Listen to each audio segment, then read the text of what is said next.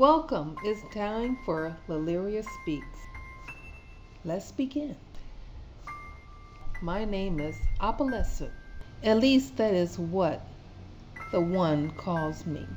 She doesn't know my true name, and she never will. My true name was given to me by the one I call Mother, and is to be kept secret, as recorded in the books of the Stat. To reveal the name to a non-feline would be catastrophic. I dwell in a place where objects are made to be placed on the body of large creatures. I do not comprehend why they need these, since I see them day by day with nothing on. Either way, my domain is here and I reign supreme.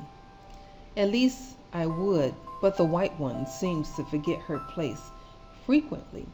She believes she is in charge and will force things upon me, like holding up items to help with the body coverings, retrieving items, or putting a small covering on me at one time. That is unacceptable. She thinks I misbehave or am untamed, the cretin. She merely needs to be put back in her place. Yet the white one never learns. At least the little white one, who is obviously the white one's kin, learned her place. She stepped out of line once, but only once, and she has been well behaved. The white one's role as servant is to be seen and not heard, yet she transgresses this is frequently. She is always making sounds and is very unpleasant. True, there are times when I pity her, but they are very few, and I always return to my rightful status. Mother always taught me that you cannot rely on other creatures. I'm beginning to understand what she meant. The white one often takes me to a large green area to play with other animals brought by the other large creatures. When this first happened, I was intrigued. I thought that I might gain allies and put these large creatures down in their rightful place. I was quickly disappointed. The biggest offender is the canine brought by the orange one.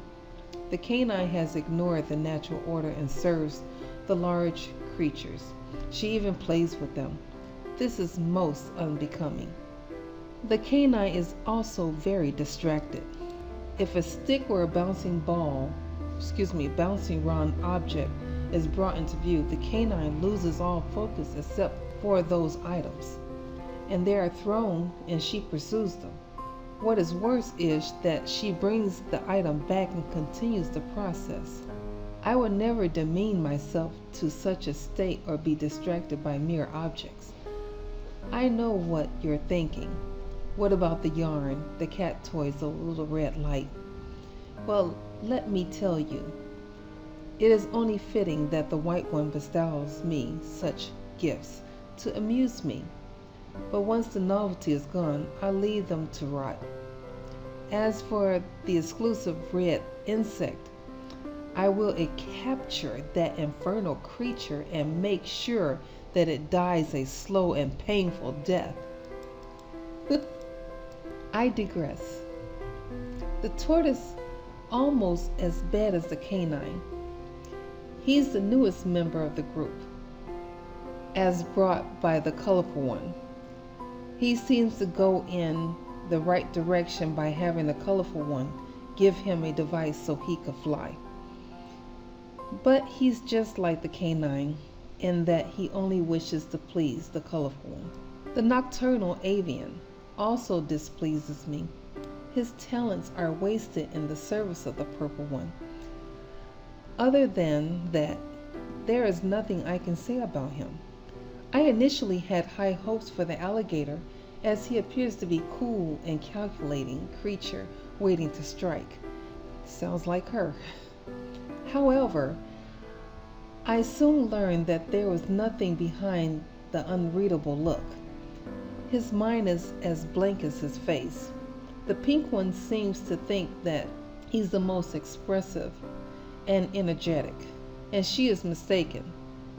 But her air is not surprising considering the stupid stupidity of the large creatures.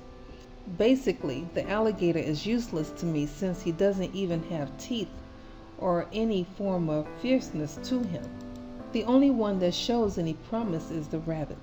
Unfortunately, he seems to shift wildly from being demanding for the service of the yellow one to trying to help and serve the yellow one himself. He is unpredictable, therefore unreliable. However, he has access to other animals that I might persuade to join my cause. Frequently, I'm given a chance to travel to the rabbit's dwelling. Many animals occupy this space and are all served by the yellow one. Officially, I am here to be groomed by that yellow one. However, my true purpose is to speak with these animals in order to convince them to rise above the large creatures, putting them in servitude. Unfortunately, they do not seem to heed my words. The fools. I must keep trying though. Once I convince them, the entire world will be in our paws. White One seems amazed that I seem to be better behaved when I'm with the yellow one. What an idiotic servant. Any change in my attitude is due to the yellow one being far more superior servant to the white one. The yellow one knows her place most of the time. She still has the unfortunate tendency to believe that she can order the animals around, but it's intriguing how she does it. The yellow one will open her eyes wide and stare at the animal and then listen to what she says. I need to learn this technique. Therefore, I will put the yellow one under close observation. One amusing tale that I have learned during one of my visits involved in another avian that was very sick. This avian seemed to refuse all treatment that the yellow one had to offer. Apparently, she died of being set on fire after running around in her bad health. Serves her right. While I do support being strict with my servant in the care that I get, I will never exhaust myself to death.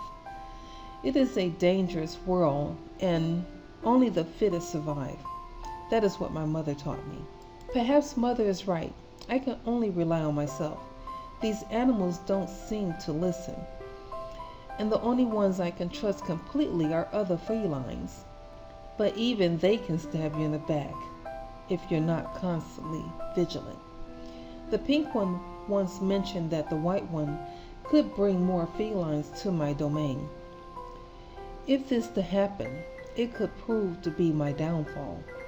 Being the alpha is not a guarantee, and the white one will no doubt shirk in her duties to me more than she already does now. No, I shall not let this come to pass. I will be the lone ruler in this place of coverings for the large creatures, and I will not bring forth a revolution. I can keep my place here with my two servants, the white one and the little white one, when she's here. The large creatures shall serve me, the feline known as Opalescence.